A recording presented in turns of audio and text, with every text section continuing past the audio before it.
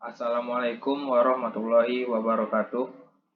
Kami dari kelompok 11 yang beranggotakan Fikri Aprilio, saya sendiri, dan rekan saya Sri Wahyuni akan mempresentasikan hasil kerja kelompok kami yang berjudul Kompensasi Manajemen, Analisis Bisnis, dan Penilaian Bisnis.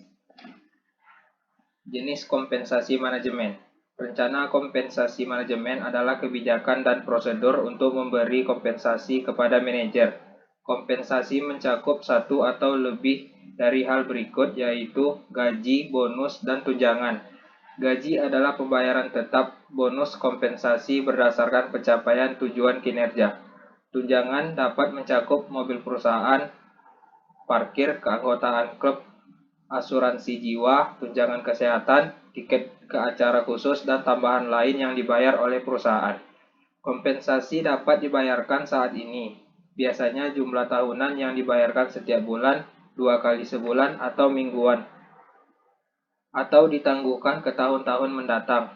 Gaji dan tunjangan biasanya diberikan saat bonus dibayarkan saat ini atau ditangguhkan, meskipun berbagai macam rencana diamati dalam praktiknya. Rencana kompensasi untuk manajer tingkat tinggi umumnya dijelaskan dalam pernyataan proksi perusahaan dan harus disetujui oleh pemegang saham. Gaji pokok biasanya merupakan jumlah tahunan yang dibayarkan sepanjang tahun, meskipun dapat juga mencakup pembayaran tunai di masa depan yang telah ditentukan sebelumnya atau penghargaan saham. Tunjangan biasanya diberikan setiap tahun, meskipun dapat mencakup pembayaran atau manfaat di masa mendatang. Gaji pokok dan tunjangan dinegosiasikan ketika manajer dipekerjakan dan ketika kontrak kompensasi ditinjau dan diperbarui. Mereka biasanya tidak dipengaruhi oleh kinerja manajer saat ini, seperti pembayaran bonus. Studi terbaru dari eksekutif puncak di perusahaan publik menunjukkan bahwa pembayaran bonus adalah bagian yang tumbuh paling cepat dari total kompensasi. Peran strategis dan tujuan kompensasi manajemen memiliki 3 aspek, yaitu pertama, kondisi strategis yang dihadapi perusahaan. Yang kedua, pengaruh penghindaran risiko terhadap pengambilan keputusan manajer. Yang ketiga, masalah etika tertentu. Merancang kompensasi untuk kondisi strategis yang ada. Rencana kompensasi harus didasarkan pada analisis strategis perusahaan, kekuatan dan kelemahan kompetitifnya, serta faktor penentu keberhasilannya.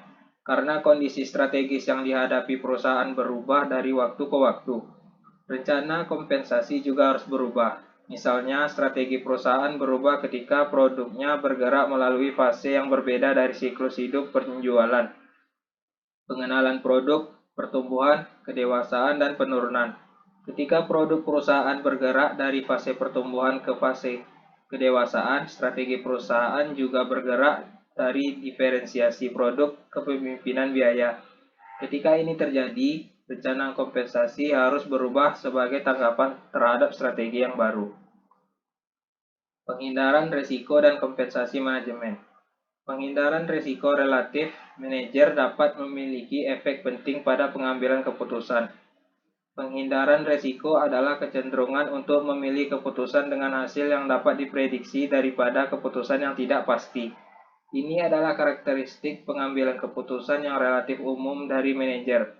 Manajer penghindar risiko biasa terhadap keputusan yang memiliki hasil yang tidak pasti, bahkan jika hasil yang diharapkan menguntungkan. Masalah etis. Ada kekhawatiran umum bahwa gaji eksekutif terlalu tinggi dan bahwa karyawan tingkat bawah tidak diberi kompensasi yang sesuai dengan gaji dan bonus eksekutif puncak yang sangat tinggi, terutama selama periode perampingan perusahaan dan penurunan pendapatan. Kompensasi eksekutif yang tinggi tidak adil. Beberapa pendapat dan rencana kompensasi tidak etis. Yang lain menunjukkan bahwa sebagian besar eksekutif layak mendapatkan kompensasi tinggi karena mereka membawa nilai yang jauh lebih besar bagi perusahaan daripada biaya kompensasi mereka. Pemegang saham dan pemegang obligasi yang melihat investasi mereka menghargai dan menghubungkan ini dengan eksekutif cenderung melihat rencana kompensasi sebagai adil dan etis.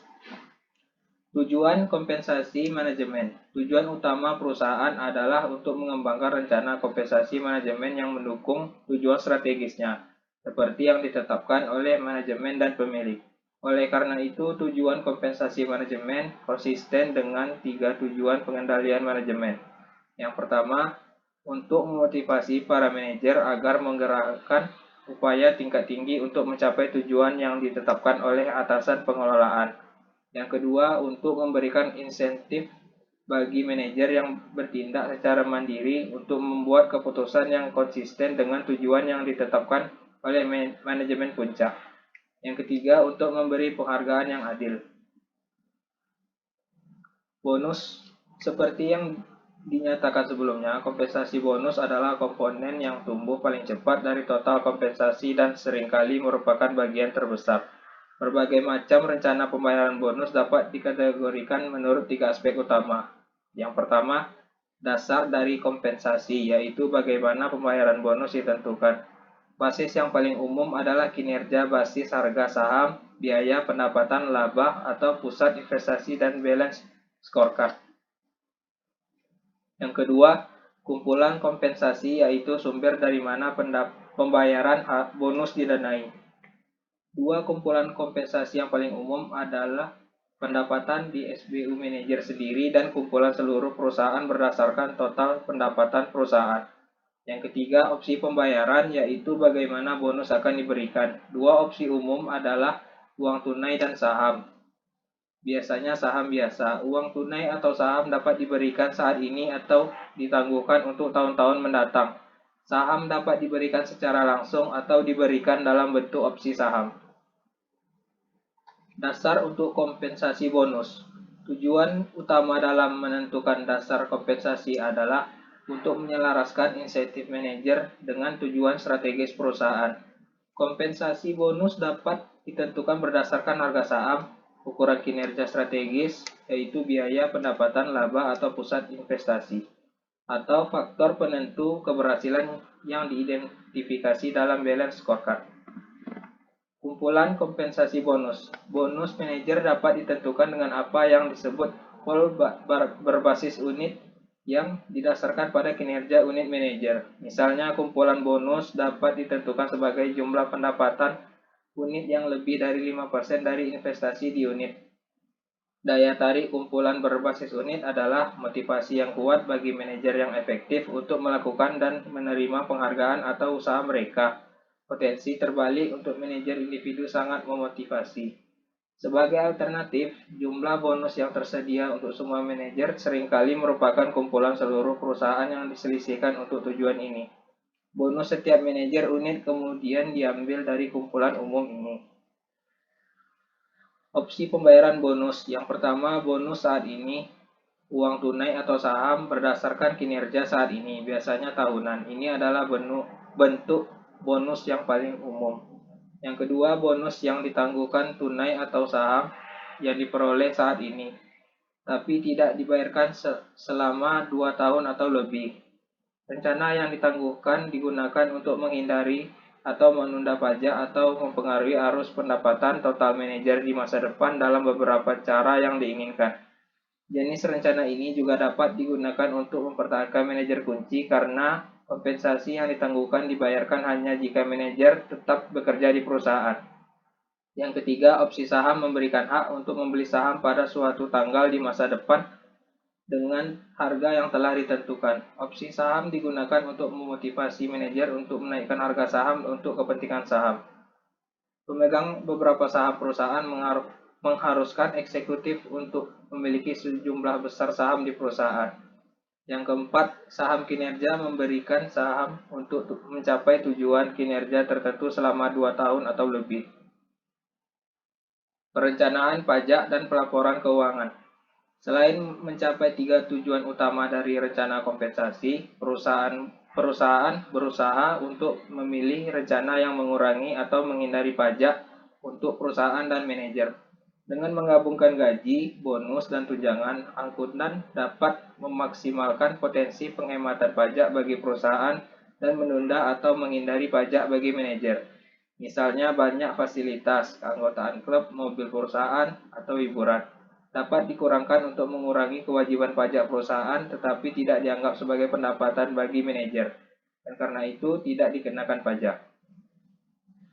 Kompensasi manajemen di perusahaan jasa.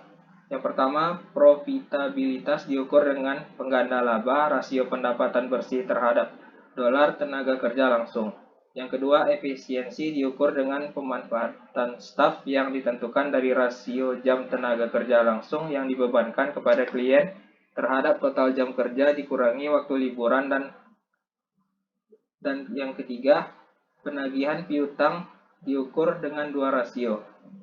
Yang pertama, presentasi piutang selama 90 hari, ukuran kemampuan untuk menagih akun pelanggan.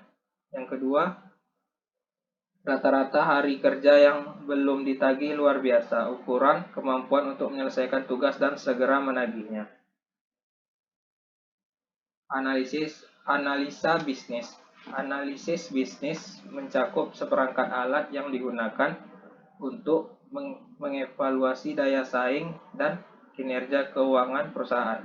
Tujuannya adalah evaluasi yang komprehensif, kemudian kami mempertimbangkan alat yang digunakan untuk mengimplementasikan strategi termasuk balance scorecard, kartu skor berimbang atau yang disebut juga balance scorecard. Penggunaan kartu skor berimbang atau balance scorecard untuk mengevaluasi perusahaan serupa dengan penggunaan critical success factors dalam mengevaluasi dan memberikan kompensasi kepada manajer individu. Saat mengevaluasi perusahaan menggunakan critical success factor, akuntan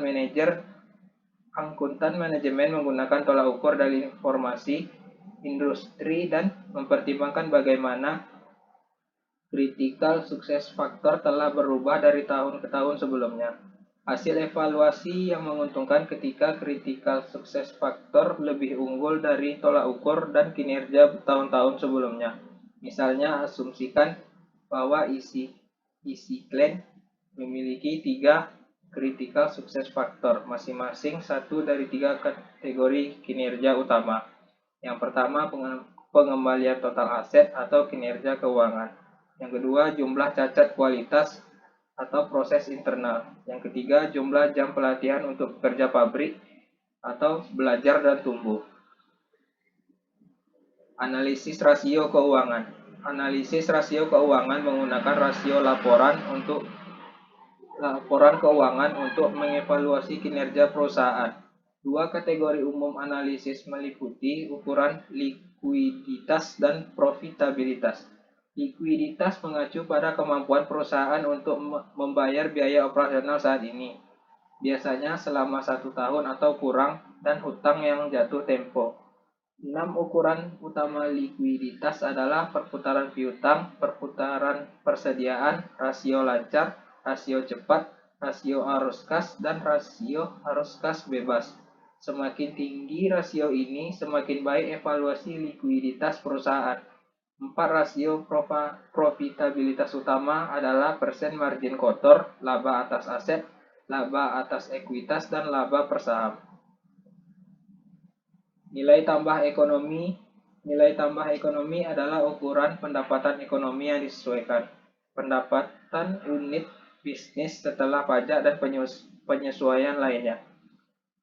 Dikurangi biaya modal untuk investasi yang digunakan dalam menghasilkan pendapatan itu. Biaya modal biasanya diperoleh dengan menghitung rata-rata tertimbang dari biaya dua sumber dana perusahaan, utang dan ekuitas.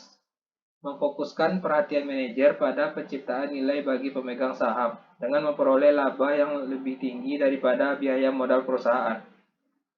Perusahaan meningkatkan sumber daya internalnya yang tersedia untuk dividen atau membiayai pertumbuhan yang berkelanjutan yang meningkatkan harga saham dan menambah nilai pemegang saham. Penilaian bisnis beberapa berpendapat nilai perusahaan dan perubahan nilainya adalah ukuran yang paling berguna dari keberhasilan perusahaan. Tentu saja langkah-langkah ini relevan bagi pemilik perusahaan dan investor yang tertarik.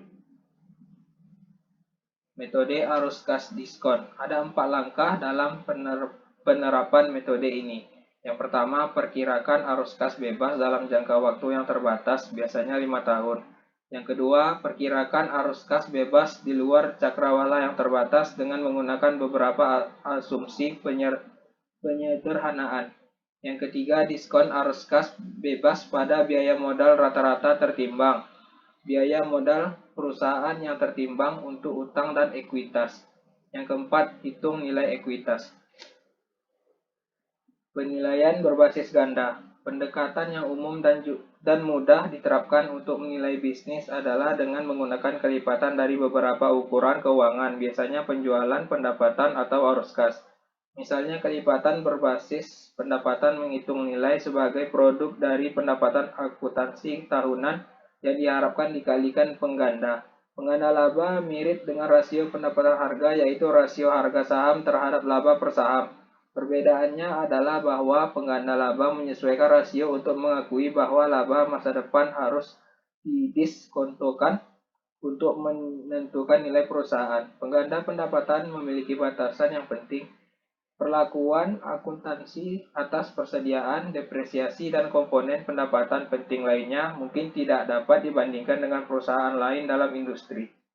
Ketika pendapatan tidak dapat dibandingkan, menentukan pengganda yang relevan dan berguna menjadi sulit.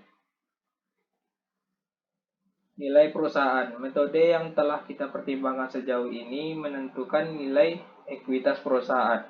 Nilai perusahaan adalah ukuran lain dari apa yang pasar menunjukkan nilai perusahaan, tetapi kali ini sebagai akuisisi. Dalam akuisisi, pengakuisisi akan membeli tidak hanya ekuitas perusahaan, tetapi juga utang, kas, dan setara kas perusahaan. Sekian dari kelompok kami, mohon maaf jika masih banyak kekurangan. Terima kasih. Assalamualaikum warahmatullahi wabarakatuh.